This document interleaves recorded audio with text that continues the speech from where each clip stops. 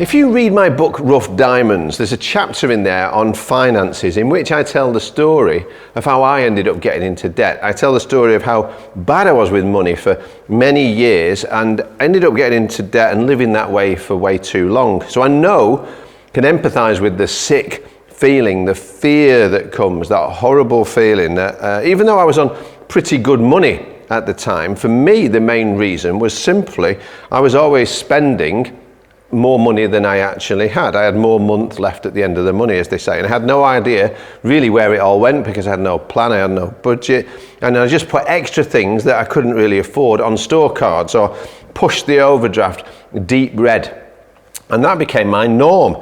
And I got into debt a lot more quickly than I got out of it, and I got into debt a lot more easily than I got out of it. Well, people I know struggle with debt for all kinds of different reasons. Often when life situations suddenly change and it goes out of control, and then debt becomes something that gets added into the mix of that as it sort of spirals.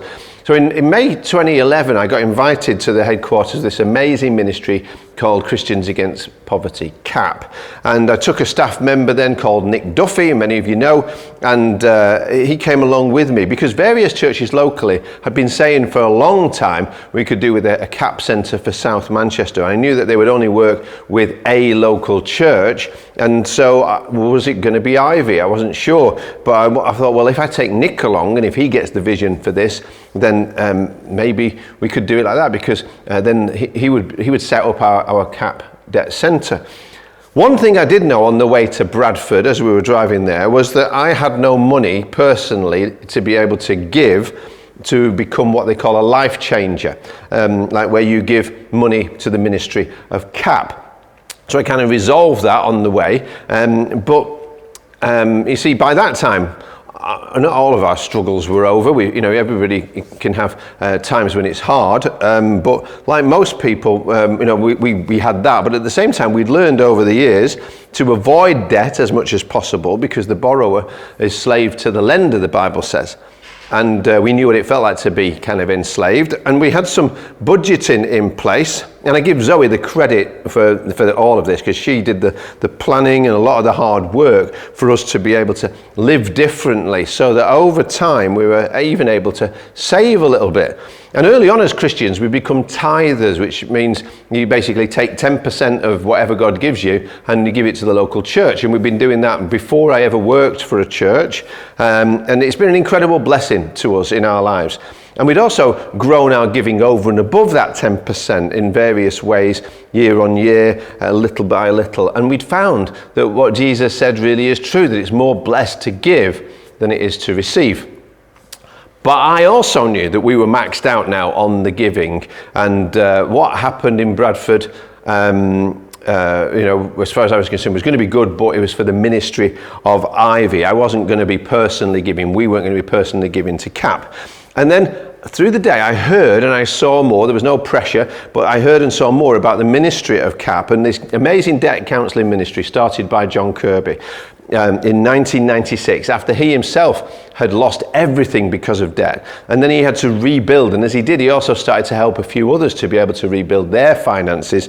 And it grew and grew from there. And how these partnerships with local churches were helping people to get the help that they needed and the hope that they didn't have. And on top of that many, many people, through that love that had been expressed in the name of Jesus Christ, were themselves finding faith in him. And I heard heartbreaking and heartwarming stories, so that by lunchtime I was convinced. I said to Nick, what do you think? Do you think we could start this? And we prayed together, and we were like, yeah, I think Nick could be the guy to do it, and we needed to come back and talk to the elders about how we're going to find the money to be able to start this thing and do that. And I figured, you see, by that time, that by giving to Ivy, we often say if you give to Ivy, you give through Ivy, and that's really true. And I thought, well, I'm giving to Ivy, and that helps us to establish the centre. And so I'd kind of, again, I had another reason, write myself off from being a personal giver to it. And you know, that money that you give, if you're a regular giver here at Ivy, is the reason we've been able to sustain the work and maintain it through these 10 years now. And so again, I had all these reasons, really good reasons why I wasn't going to be a CAP lifesaver until near the end. And again, there was no pressure on this. It was just the story that they told, about somebody who'd been helped. And this was a young man. He was about 19, and he was suddenly left alone because his mum died very suddenly, and then his dad committed suicide. And so he was left on his own. I'll never forget, they said that the reason that he got into uncontrollable debt was because of the 2 funerals that he had to arrange for his mum and for his dad. And that was, he got so low that he himself now was soon thinking of ending it all himself. Until the day he called CAP for help. And that was the day that somebody from the local church came in, like Jesus would do, and listened to him and loved him and told him it was going to be okay, and offered to pray before they left. But they took with them this mountain of bills and recovery letters and threats and demands, and they contacted, the way that CAP do it, contacts all the creditors and say, right, hands off, we're dealing with this now, we're going to work on a plan. And so they then went back and they worked with him a plan of how to do money differently, and to control the spending, to save a little bit of money, to pay some back, and yes, to give, because giving also breaks the spiral of consumerism. And until, as he worked the plan over time, one day he became debt-free. And not only that, but he went on an Alpha course during that time, and he found Jesus in the church that his CAP befriender had gone to, and he gave his life to Jesus Christ. And now you can sign up today to be a CAP member of the CAP prayer group. You can even go on a visit with them to go and see the ministry supporting clients. I know that Gail and Aidan are praying for at least 6 new befrienders. Maybe we can have more than that, to be able to come on board with them in this life-changing work. And you can be a lifesaver, a regular giver to CAP. And it was around that time that I'd begun to pray a different kind of a prayer. And to see an owner prayer would say this, would be like, what do I do with my money? And we think that all the time. But a steward's prayer is going to be more like, Lord, what do you want me to do with your money? And I knew we had to do something. So I rang Zoe. I think I was in tears as I told her the story of this young man. And I said, we've got to do it. We need to become CAP lifesavers too. We're going to have to start giving to CAP. And she said, no problem. I knew you were going to say that. So we worked it out. In the 2nd chapter of the letter to the Galatians, the Apostle Paul told the story about how many years before he'd gone to Jerusalem. He'd been a Christ follower for some time, but there were people still that had their doubts about him, I'm sure, because as you know, many of you, he was a persecutor of the church. He hated Christians, and then he became a Christ follower himself. But he had to go back to Jerusalem, and there he was going to meet with the original apostles, people like Peter and James and John. And again, they were kind of checking him out a little bit, and he wasn't going to stay in Jerusalem. He had more of a traveling ministry going to different nations. And he wanted to ask them, he said, what they thought was the most important thing. What's like number one to tell people who become Christians, who become Jesus followers, so that as he went on his travels from there, whether they were Jewish people or from other nations, and he says this one thing, and this is really massive because we make this complicated.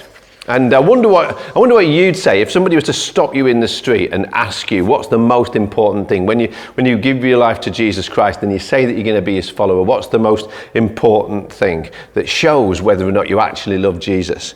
Maybe we'd say worship, or singing, or gratitude, or praying, and maybe we'd make a long list of sins that now we have to avoid. Well, here's their answer. And this is from the people, remember, who had spent 3 years with Jesus Christ, who had left everything behind to come and follow him. And, they made their lives all about Jesus, which is the title of our series. So Peter, James and John had spent their lives with Jesus Christ. They'd seen the miracles. They'd heard all of his teaching. They saw what mattered to him as they followed him around.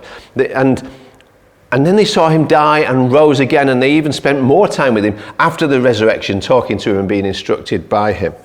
And Peter once summed up Jesus' life by saying he went around doing good and setting people free. So, what did they say when they were asked what was the most important thing for somebody who follows him? Did they teach them a list of parables or some laws or some religious practices or how to do them? Did he give, all complicated lists like that, a creed that they had to memorize? No. In fact, there was only one thing that they told him. You ready? It's in one verse in Galatians 2 verse 10. They only asked us to remember the poor, the very thing I was eager to do, or most eager to do, it says in some translations. Now, the more I think about that, with over 35 years of being a Christian, with over 25 years as a church leader, the more it annoys me, to be honest with you, because it seems so simple. It actually seems too simple. And people often make Christianity seem all very deep and theological and complicated, but it seems for them there's only one question on the test paper. And it wasn't about what you know or believe or think about Jesus. And it wasn't about theological positions about Jesus. It was this. Jesus wants to know, have you remembered the poor? Have you remembered the poor? And I imagine, I could say, well, yeah, I remembered the poor. I know that there's lots of poor people. There's always poor people around. But he didn't give any credit for that unless I actually do something about it, about them. Sometimes we Christians have let ourselves off the hook on this because of one particular verse and one particular story. It happened in a different part of the Bible. We can read about it when in Matthew's Gospel, it says that Jesus was invited to the home of a guy, a leader called Simon the leper, and in the town of Bethany. And a woman, it's an amazing story, this woman comes in and anoints him because she knows he's the Messiah and she believes him to be that Messiah means anointed one. So she pours out this really expensive perfume all over Jesus while he's in the house. And it's this extravagant act of love and worship. And when that happens, it says some people objected to it, especially Judas. Judas, who we know was a thief. Judas, who we know was very soon, a few days later, going to betray Jesus for money, starts to complain and says, we could have taken, this is really expensive. We could have used that money instead. We could have given it to the poor. And that is when Jesus says these words in Matthew 26 verse 11. He says, the poor you will always have with you. And ever since then, people have kind of used that as an excuse to be able to say, well, the world's always going to have super rich people, it's always going to have poor people, and there's nothing really I can do about that. There's nothing we can do about that. It is what it is. The inequality is inevitable. We can't really do anything about it. When author and justice campaigner Jim Wallis does a talk, he often does a short Bible quiz to his American audiences, and he asks, what's the most famous biblical text about the poor? Every time he says he receives the same answer, the poor you'll always have with you. This is what people have heard. But we miss what Jesus was saying there when he said it, because we don't actually know our Bibles like the people he was talking with know our Bibles. Because everybody who heard him say that line, the poor you will always have with you, everybody knew. It's like, a song. If somebody says the first line, you would automatically add the second line in your mind. Like if I said, today is going to be the day. Some of you know the second line. Or, Sweet Caroline.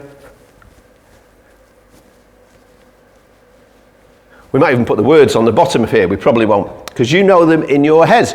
And so when he says, the poor you will always have with you, Jesus is quoting from the Old Testament. Actually, their scriptures. It wasn't Old Testament to them. It's what they'd known since they were children. And Deuteronomy chapter 15, if you went and looked and opened your Bible at that, you're going to see Deuteronomy 15 is all about what? Cancelling debts.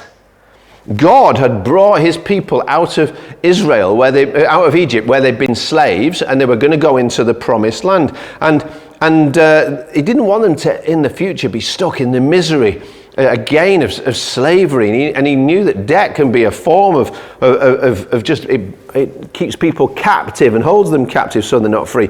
So he says in Deuteronomy 15, I'm going to set up a system. He says, this is what I want you to do. Every 7 years, all debts are cancelled.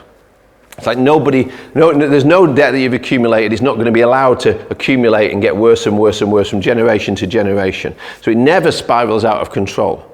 It's like, when I was a kid, did you ever play kick the can? And it's like, you get caught and then you have to stand by the person who spotted you, who caught you. You've got to stand by the can and you can't go anywhere until somebody comes along and boof, they boot the can, and then it's like, yay, we all get to go free. And that's what God wanted his people to enjoy life like that, so they wouldn't be trapped by debt. So he sets up this amazing system in Deuteronomy 15 verse 4, and he actually says this: there need be no poor people among you. If we were equitable, if we were fair, then nobody needs to be poor. There's plenty for everybody if we were to share. And that's why God didn't want his people to be stuck in debt. The sad truth of that is God prescribed that amazing pattern and his people never did it. They never obeyed it. I suppose they always found a really good reason not to do it this year. This year we can't really do it. Maybe we'll do it we'll give it another 7 years, and then we'll see how we are 14 years on or 21 years. And it went on and on and on like that, and it just got worse and worse until, because they never actually did it, that's the reason why generations later, once again, the people of Israel were made to go into exile and were slaves again, because they never did what God prescribed for them. And remember, I said the people who Jesus was talking to in Simon's house would know this passage, and that it was all about setting people free and caring for the poor, and there needing to be no poor among them. And so the second line of what he was quoting is from verse 11. It says there will always be poor people in the land. Therefore, I command you to be open-handed toward your fellow Israelites who are poor and needy in your land. There's no out there. If you've ever been at a party and somebody asks you what happened, you'll probably remember it slightly differently. And Mark's gospel records the eyewitness of Peter, who remembered slightly differently what he heard Jesus say that night. It adds something slightly different if you look at it. Mark 14 verse 7 says, the poor you will always have with you, and you can help them anytime you want. Now, for the last 10 years, what the Ivy Centre has been doing, the CAP Centre, is just brilliant. Started by Nick, then passed on to Gail, and then later with help from Aidan, and all the time being helped by many people and many teams. They've been able to run the CAP Money Centre. They've been course. They've been able to run the Job Club. They've been able to do debt courses and also to set up the debt centre that has seen over 100 people set free from debt, which is just amazing. 100 clients, so that also represents families very often too. We've been part of something absolutely amazing and miraculous that's going to make a difference. So we are praying for you now, and we're praying for the more than 100 clients who have gone debt free, and many other people who have been helped, and actually some people now who are part of Ivy or part of other churches now who found Jesus through this ministry too. And it all happened because you were open-handed like God commanded. It happened because you remembered the poor like Jesus wants us to. The very thing that the Lord is most eager that we should do. So, Jesus told a story, a parable of the talents. When somebody was given 1 talent, somebody was given 2 talents, somebody was given 5. Not everybody starts out with the same. Not everybody has the same. And the last two, the ones who got the 3 and the 5, they took what they'd been given and they used them imaginatively and wisely. And it says that the master commended them for that, said, well done for that. But the one who had 1 talent was scared. He's frightened he might get it wrong, so he didn't do anything with it. He buried it in the ground. And he ended up being the one who the master told off, because he said, you shouldn't have played it safe. Fear over money will make that happen. I know that's true. That's why today we have a challenge and an opportunity for those of you who are in our physical gatherings today. We're going to give you some of God's money. It's actually some of the money that people here at Ivy obviously have given during the time that they have become regular givers here to Ivy. We're going to give you some of that back. Not a lot, really, but if you'll join in with this, if you say, yes, you want to do this, then what we'd love you to do is to receive it and then ask the steward question, Lord, what do you want me to do with this? It's as simple as that. You pray and you decide what you're going to do with it. And actually what you might decide is, actually, I don't want to even ask that question. I don't want to do it. No, thank you. And that's fine. Other people, you might decide, well, I just want to give it back, and you can give it straight back into the buckets that are going to be available in the room. You always decide what you're going to do with everything that God gives us, I suppose. But when you open these envelopes, you're going to see there is some money in there. And if today you're struggling, then just keep it and be blessed. It's fine. We want you to bless people, and that's entirely fine. Just receive it with our love and do something nice with it. Or, again, if you don't want to join in, you can just give it back on the way out. But what we would love as part of our 10-year CAP celebrations today is to think, how could you remember the poor with that money? Maybe you could decide to do something. Maybe you could send it to CAP, or you could do something else with it. It could be as simple as blessing the homeless person that you pass, that you feel that the Lord says go and give it to them, or the big issue person or whatever. Or maybe you could join together as a family and pray and ask that question. And maybe as a grow group you can say, Lord, what do you want us to do with this?